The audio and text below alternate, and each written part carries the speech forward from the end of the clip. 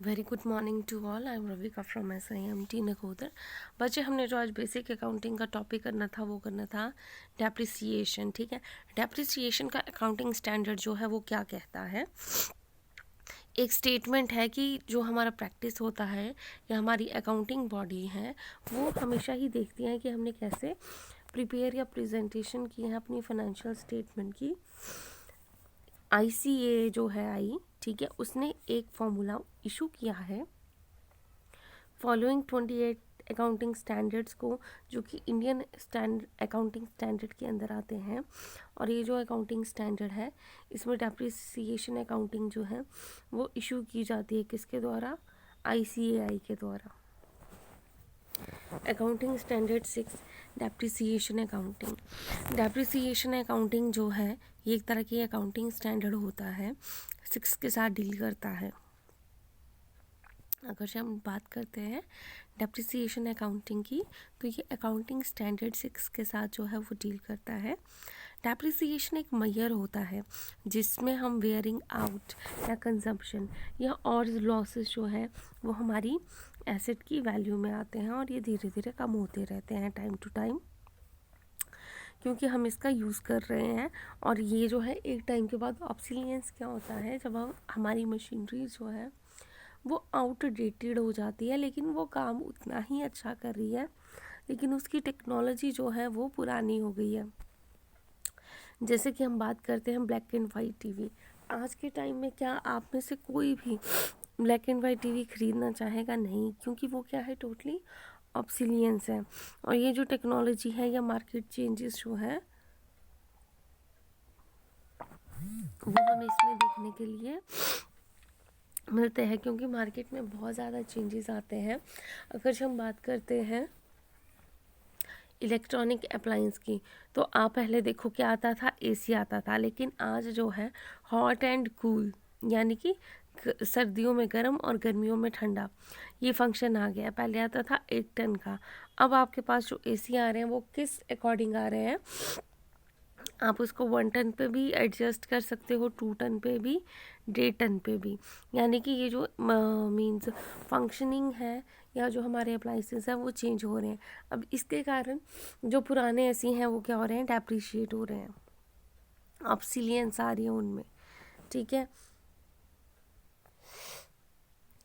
अब हम बात करते हैं डेप्रिसिएबल एसेट की और यूज़फुल लाइफ की।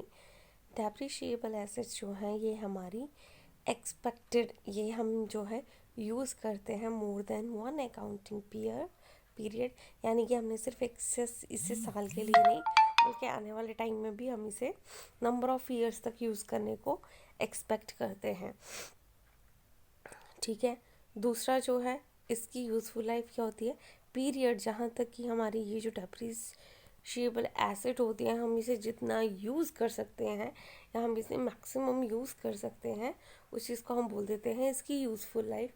यानी कि एक बिल्डिंग की यूज़फुल लाइफ देखो 50 to 70 ईयर्स हो सकती है अगर जो हमने उसे बहुत अच्छे से बनाया है। कुछ की लाइफ जो है वो कम होती है क्योंकि वो बेकार मटेरियल होता है। ठीक है, वैसे ही हमारा जो मशीनरी है, ठीक है, अब हम घर में क्या है, कुछ ऐसी चीज़ें होती हैं जो हम अप्लाई करके भूल जाते हैं, जैसे कि फैंस भी 15-20 साल तक चल जाते हैं अगर जो उनकी टाइमली सर्विस जो है वो होती है, लेकिन एक टाइम पीरियड के बाद हम जो है उसे चेंज कर देते हैं।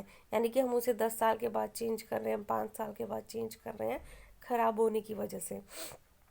तो उसकी जो लाइफ है, यूज़फुल लाइफ है, वो है 10 ईयर्स।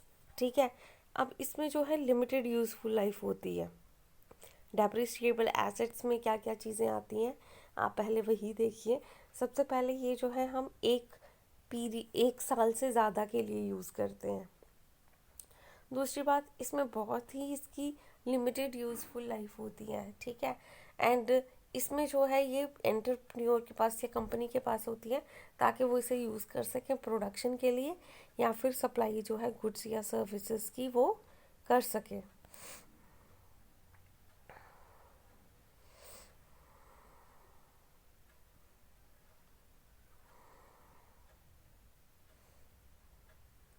नेक्स्ट क्या है, यूज़फुल लाइफ।